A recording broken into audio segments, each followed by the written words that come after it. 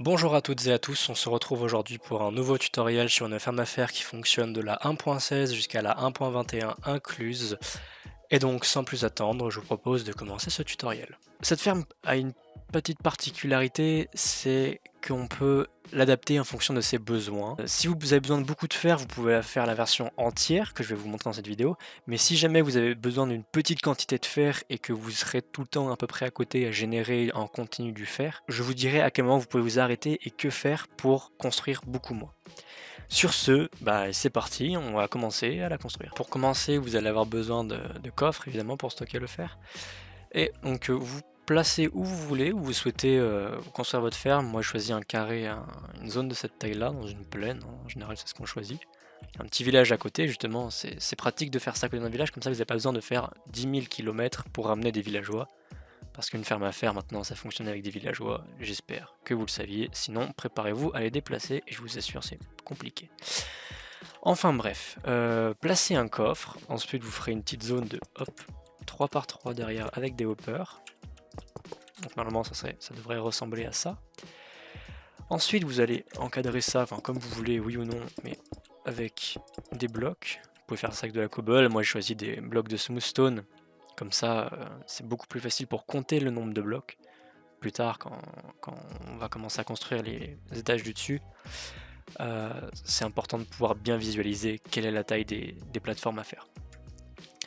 Ensuite, vous allez prendre du verre, donc enfin du verre ou un autre bloc quelconque, hein, mais du verre c'est quand même vachement plus joli. Vous faites un tour quand même. Hop. Donc un tour de 3 de hauteur. Une fois terminé, vous placez des panneaux. Allez, non. Voilà. Choc, choc. Voilà, des panneaux comme ceci pour, vous l'avez deviné j'espère, placer de la lave. On va placer de la lave. Ensuite, vous allez faire des piliers au centre de chaque mur. Enfin, vous voyez à peu près à quoi ça ressemble. Hein. Des piliers comme ça, de 17 blocs de haut. Donc on va les monter. Voilà, 17 blocs de haut. C'est ça, maintenant je vais faire les 4 piliers. Voilà, une fois que vous avez fait vos 4 piliers à 17 blocs de haut, vous n'avez pas besoin de remplir sur les côtés ici, parce qu'un golem a une trop grande hitbox pour pouvoir passer ici. Vous pouvez passer, mais le golem ne passera pas, donc ça n'a rien de gaspiller trop de verre, ça suffit. Ensuite, vous allez faire un petit carré, tac tac tac tac, tac tac tac tac, tac tac tac tac, tac, en bloc. Dans ces petits carrés, vous allez placer des trappes, hop, seulement sur 2 côtés.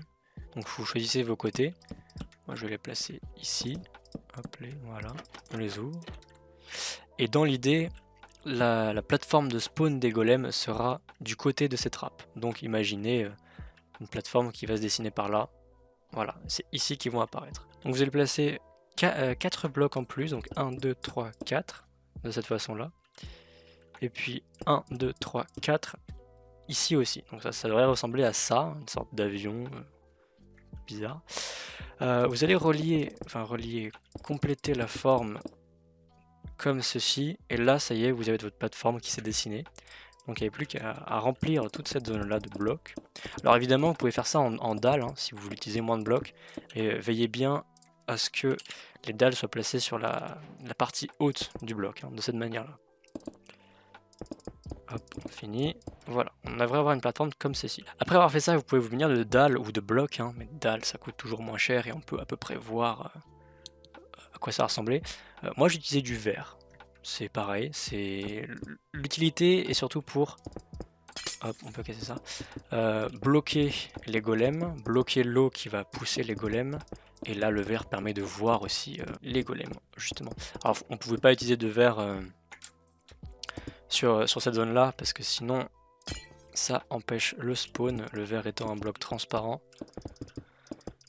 Ce n'est pas spawnable. Ensuite vous pouvez mettre des dalles par dessus pour éviter du spawn dessus, ou alors si vous voulez pas mettre de dalles parce que selon vous c'est trop moche, vous pouvez mettre des tapis, alors n'importe quelle couleur, on va prendre du blanc, tiens, allez, du blanc, très bien. Hop hop hop, voilà, les carpets c'est spawn proof on pourrait dire, ça permet d'empêcher le spawn. Hop, hop, hop, hop, hop. Voilà, normalement vous avez une zone qui ressemble à ça. C'est joli, tiens, avec le verre ça donne un petit truc. Donc ensuite vous avez placé des panneaux juste au-dessus des trappes que vous avez placées. ici. Voilà. Ce qui va pouvoir avoir pour effet de bloquer l'eau juste au bord de ce bloc-là. Une fois arrivé ici, les golems pourront tomber librement. Donc vous allez prendre de l'eau, water. Vous allez en placer un dans le coin, un dans le coin, un dans le coin, comme ceci. Et pour remédier à ce petit bloc d'eau qui n'a pas de courant, vous allez placer voilà, 1, 2, 3, voilà, au milieu ici. Donc avec deux blocs d'écart entre les deux sources. Et ici avec seulement un bloc d'écart entre les deux sources. Voilà, vraiment ça va faire un truc qui n'est pas symétrique, mais il y a du courant de partout. Et peu importe où vous vous placez, même ici, voilà, vous êtes poussé vers le trou. Une fois que ça c'est fait, vous allez pouvoir placer votre première zone à PNJ. Donc pour ce faire, vous allez prendre des dalles. Vous allez en placer, alors attendez, hop, ici, voilà, de cette manière, parce que ça fasse 5 de longueur, 2 de large. Ensuite, vous allez pouvoir prendre un bloc quelconque et surtout des lits. On va prendre des lits blancs. Hein. On va les placer, hop, 1, 2, 3, 4, 5. Ce sont des blocs temporaires, hein. Vous pouvez mettre de la terre. Et vous allez placer vos lits comme ceci. Alors, je viens de me rendre compte que là, les dalles sont mal placées. Excusez-moi, c'est sur le bloc du dessous. Voilà, comme ça, c'est quasiment au même niveau que le lit. Là, on le voit bien. Hein. Il y a une petite différence. Quand on passe dessus, on la ressent. Et au moins, ici, ce sera spawn-proof. Aucun mob ne pourra spawner. Et on mettra nos PNJ ici en sécurité. Ensuite, vous allez placer une rambarde de dalles à cette hauteur-là. Pour que, voilà, vous ne puissiez pas passer. Enfin, les PNJ ne puissent pas passer, mais vous, en vous accroupissant d'ailleurs, vous pouvez passer. Mais eux ne savent pas le faire. Après ça, vous pouvez casser votre petite ligne de support de lit.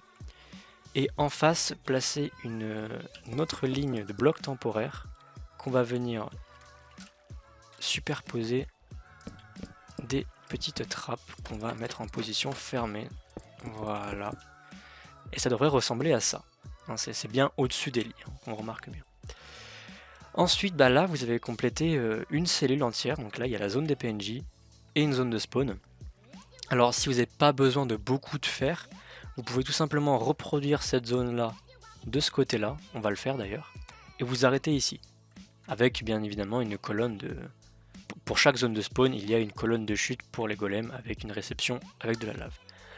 Donc je vais vous passer tout ça et on se retrouve après. Et voilà, j'ai complété avec la deuxième cellule de spawn ici. Et maintenant, la ferme est déjà entièrement fonctionnelle, elle produit déjà pas mal. Ce modèle, vous pouvez reproduire tout ça de manière infinie, hein. Enfin de manière infinie. Jusqu'à la limite de la puissance de votre serveur quand même, mais ça c'est l'essentiel, ça fonctionne. Donc il n'y a plus qu'à mettre 5 villageois ici. Alors, village. Hop. 1, 2, 3, 4, 5. Voilà, vous avez vos 5 villageois ici. Donc les petites particules vertes signifient ils sont bien reliés à leur lit. Donc là c'est fonctionnel. Une fois que vous avez fini de placer vos villageois et tout, vous pouvez maintenant vous amuser à placer un zombie. Alors là vous allez galérer. Non, c'est pas bon. Tout d'abord vous allez créer un petit carré de 5 de côté, ici à peu près. Donc vous voyez c'est en diagonale par rapport aux cellules, à chaque cellule de spawn. Placer des blocs de redstone ou une manière quelconque pour alimenter ces blocs-ci et mettre des rails de propulsion. Les relier ensemble avec des rails classiques. Alors important aussi, il va falloir voilà, créer une petite plateforme, petit toit en dalle de préférence parce qu'il n'y aura pas de bloc en dessous, on peut pas mettre des carpettes. En dalle et dalle position basse pour éviter le spawn et pour protéger le zombie qui circulera ici. Voilà, du soleil. Vous voyez là il ne brûle pas. Vas-y, tu peux aller dans ton minecart. Voilà, c'est bien. Maintenant que tous ces facteurs de villageois et de zombies sont réunis, et de zones de spawn et tout ça, là l'usine est fonctionnelle, mais elle produit quand même très peu. Si vous vivez à côté, si votre maison est ici, ça va quand même produire un petit peu, mais pour moi je trouve pas ça suffisant. Donc c'est pour ça que je vais vous proposer de reproduire ça encore une fois. Donc ça va être, il y aura encore 2 autres cellules de spawn, et entre chaque du coup des petites cellules à villageois. Donc il y en aura 3 autres en plus. Ah oui, très important, j'allais oublier. Ça, il ne faut pas l'oublier si vous ne voulez pas revenir chercher un zombie à chaque fois que votre usine s'arrête sans prévenir. Renommez votre zombie. Alors, se procurer un name tag, c'est pas si facile, mais c'est un coût nécessaire pour ne pas avoir à remettre un zombie à chaque fois. Donc on va l'appeler Jacques par exemple. Voilà, hop, c'est Jacques maintenant. Et Jacques, il ne disparaîtra jamais. Maintenant que ça c'est fait, on peut continuer. Moi je vous coupe tout ça, ça va être très long, mais je vous retrouve juste après. Allez, c'est parti. Et voilà, la ferme est terminée. J'ai construit les cellules manquantes. Il y a quelque chose que j'ai oublié de vous dire, c'est ici dans les coins du circuit, sur les parties des cellules, faut pas mettre du verre. Les golems ne voient pas à travers le verre, ils considèrent ça comme un bloc plein. Et du coup, ils ne voient pas le zombie et n'ont pas une envie d'aller l'attaquer, parce que c'est ça aussi qui les fait avancer vers ce trou. L'eau les amène jusqu'à la zone où ils peuvent voir le zombie, et une fois qu'ils le voient, ils veulent aller le frapper et tombent dans le trou. Parce que il y avait des golems qui spawnaient et qui restaient bloqués ici au bord. Vous voyez, si je ne bouge pas, hop, tu vois, je reste bloqué au bord. Tout simplement sur la trappe, hein, même si en vrai, bon bah voilà. Là je suis tombé, mais... Enfin bon, il restait bloqué au bord. Maintenant, ce qu'on peut faire, on peut refaire le test. Hein, on peut s'éloigner un petit peu, pas dans un nuage s'il vous plaît. On peut s'éloigner un petit peu. Alors là, c'est la nuit, comme ils vont vouloir dormir, je sais pas si ça va bien fonctionner. Je pense que oui, mais si on attend un peu, on devrait voir des golems spawner. Voilà, vous voyez, il y en a un qui a spawné là-bas. Hop, il tombe directement parce que à la moitié du chemin dans l'eau, il a pris l'aggro sur le zombie. Et ça a confirmé l'idée qu'il devait aller vers le milieu. Donc voilà, la ferme elle est fonctionnelle, hein, écoutez. Hop, si on vérifie dans les coffres. Ici 13 de fer. Ici il n'y en a pas eu encore. Ah bah tiens, là, il vient de tomber. Ici 9 de fer et ici 6 de fer. Tiens, une petite carpette qui est tombée. Donc si on fait le total, hop. 13 de fer, tant que là, ça arrive. 5 de fer, bah, il est généreux lui. Hein. Ça fait déjà un demi-stack là. Hein. Le temps que je finisse de construire la ferme, lui 5 de fer pareil, ça fait 38 stacks, 38 de fer. Ce qui est quand même très honnête je trouve. Après ce que vous pouvez faire, c'est que vous pouvez rassembler les différents coffres en mettant des entonnoirs en dessous pour les faire arriver dans un plus gros système de rangement. Mais ça, c'est à vous de voir. Et un système de tri pour ça, c'est pas utile. Hein, je vous le dis, trier les fleurs et le fer, c'est pas utile du tout. Sur ce, c'était Sigma et à la prochaine. Bye bye.